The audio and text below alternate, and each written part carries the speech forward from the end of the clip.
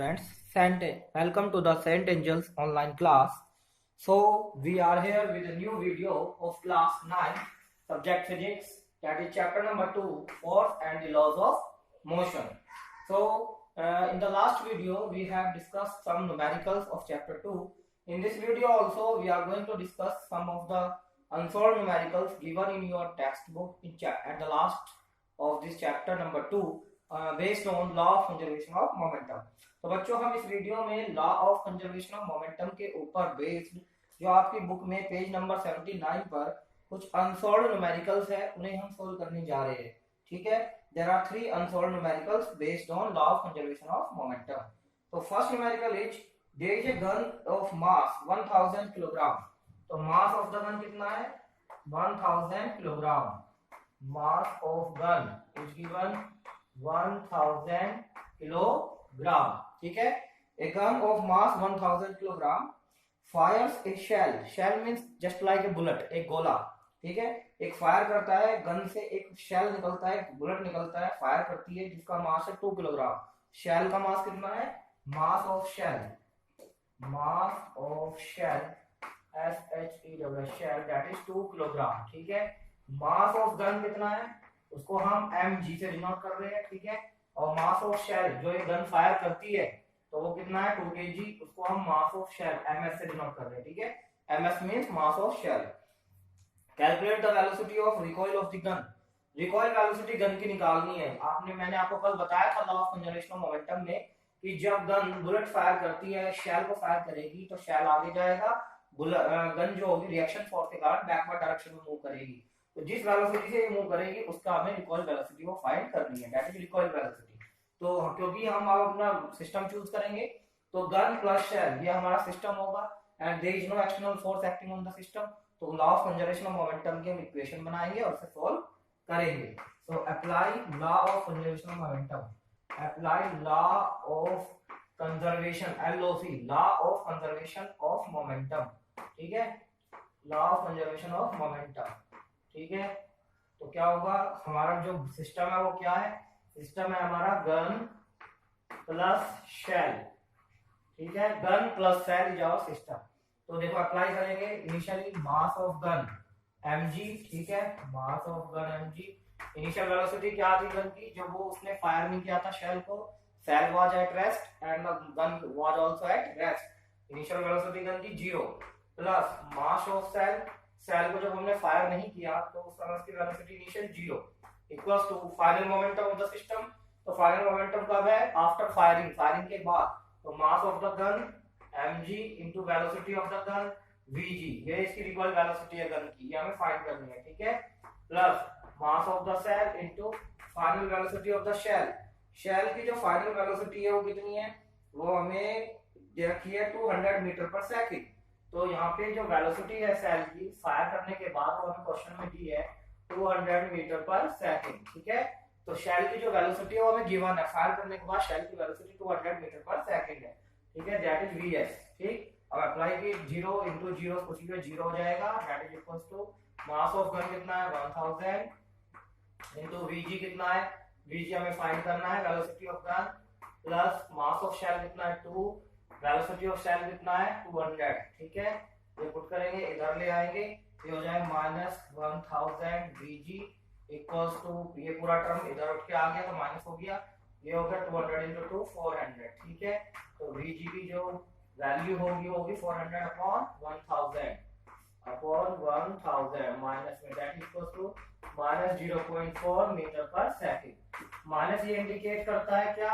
Minus ये बताता है कि आपका अगर जो शेल की वेलोसिटी फॉरवर्ड होगी तो गन बैकवर्ड डायरेक्शन में मूव करेगी, ये माइनस बताता है। और गन की रिकॉइल वेलोसिटी का वैल्यू क्या होगी?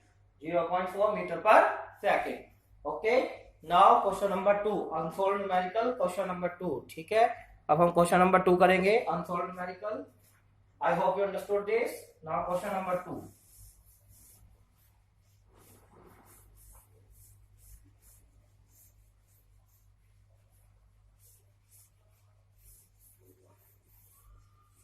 क्वेश्चन नंबर 2 में देखिए क्या करना है, a gun of mass m kg। इस बार क्वेश्चन नंबर 2 में अनसॉल्व्ड न्यूमेरिकल में एक गन है जिसका मास m kg है, m kg। यहाँ पे हमें मास ऑफ द गन गिवन नहीं है, mass of the gun is not given, ठीक है। एम के जी, कैपिटल एम इसको माना है मास ऑफ गन को, ठीक है। And it fires a shell, ये भी एक शेल को फायर करती है। मास ऑफ द शेल कितना है, ऑफ 1.5 किलोग्राम। मास कितना शेल का, 1.5 किलोग्राम, ठीक है। Let this mass is MS, MS means mass of shell. कितना मास है इसका, 1.5 किलोग्राम। ये कितनी वेलोसिटी से फायर करती है गन इस शेल को, तो शेल की जो वेलोसिटी है that is given how much, that is 150 meter per second, 150 meter per second, ठीक है। Mass of the gun m है जो हमें फाइंड करना है इस क्वेश्चन में। Mass of the shell 1.5 kilogram है जो कि ms से रिप्रेजेंट किया है, और mass of the shell sorry velocity of the shell कितना है, 150 मीटर पर सेकंड, जो गन ने उस पे फोर्स लगा के वेलोसिटी दी है किसको, शेल को।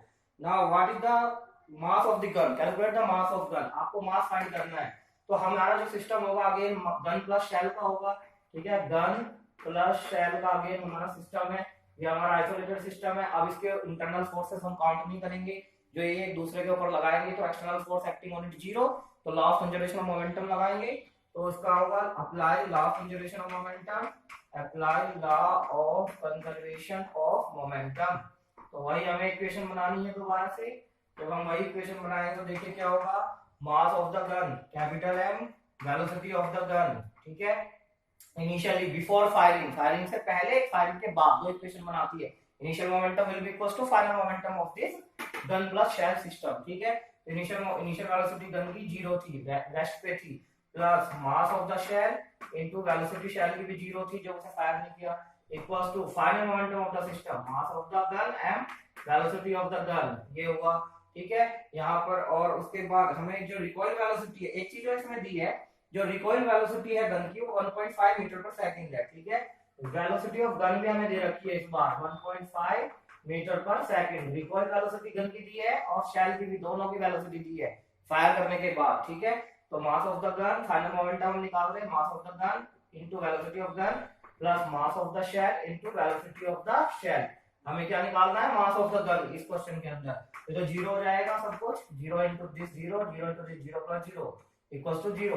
तो mass of the gun m, bg हमें कितना दिया है 1.5, प्लस ये कितना मास ऑफ द शेल कितना है, mass of the shell 1.5 kg, ठीक है, इनटू वेलोसिटी ऑफ शेल कितना है 150, ठीक है। ये वैल्यू पुट करेंगे, ये इस टर्म को उठा के इधर ले आएंगे तो माइनस ये क्या हो जाएगा m इंटू 1.5, ठीक है, ये होगा, प्लस ये हो जाएगा 0 से 15 होगा, 15 इंटू 15 225, ठीक है। ये जरा दैट इज इक्वल्स टू, यहाँ पे क्या बचा है ये टर्म, इसको हम इधर उठा के लिया है तो ये माइनस में हो गया, तो m will be equals to 225 divided by 1.5, ठीक है। ये डेसिमल हटा देंगे, जीरो लगा देंगे तो कितना होगा 15 kg। तो मास, तो माइनस हम यहाँ से माइनस हटा सकते हैं, क्यों हटा सकते हैं, क्योंकि जो रिकॉइल वेलोसिटी होगी ये गन की, हम इसको माइनस में लेते हैं, ठीक है। जो रिकॉइल वेलोसिटी है गन की वो माइनस में, एक पॉजिटिव लेते हैं, नेगेटिव क्यों लेते हैं, नेगेटिव इसलिए लेंगे हम यहाँ पर क्योंकि जो शेल है वो फॉरवर्ड डायरेक्शन में है, शेल की वेलोसिटी इस तरफ है, तो उसकी बैकवर्ड वेलोसिटी, वेलोसिटी जो वेक्टर क्वांटिटी, तो वेक्टर क्वांटिटी में हम दो डायरेक्शंस को अलग अलग साइन से बताते हैं। एक अगर आगे की तरफ है तो उसको मैंने अगर पॉजिटिव लिया शेल की वेलोसिटी को, तो गन पीछे की तरफ मूव करेगी तो उसकी वेलोसिटी को मैं क्या लिखूंगा, माइनस में लिखूंगा, क्योंकि ये माइनस प्लस केवल हमें डायरेक्शन बताते हैं, ठीक है। माइनस प्लस केवल हमें डायरेक्शन बताते हैं, इसलिए एक की पॉजिटिव एक की नेगेटिव। तो यहाँ पे क्या करूंगा मैं, जब इधर लेके आऊंगा तो ये पॉजिटिव हो जाएगा, ठीक है, पॉजिटिव हो जाएगा तो m की वैल्यू पॉजिटिव आएगी 150 किलोग्राम। तो मास ऑफ द गन कितना है 150 किलोग्राम, ठीक है। इसी तरीके से क्वेश्चन नंबर 3 देखिए, क्वेश्चन नंबर 3 भी बहुत ही सिंपल है। क्वेश्चन नंबर 3 में कुछ ज्यादा वो नहीं है।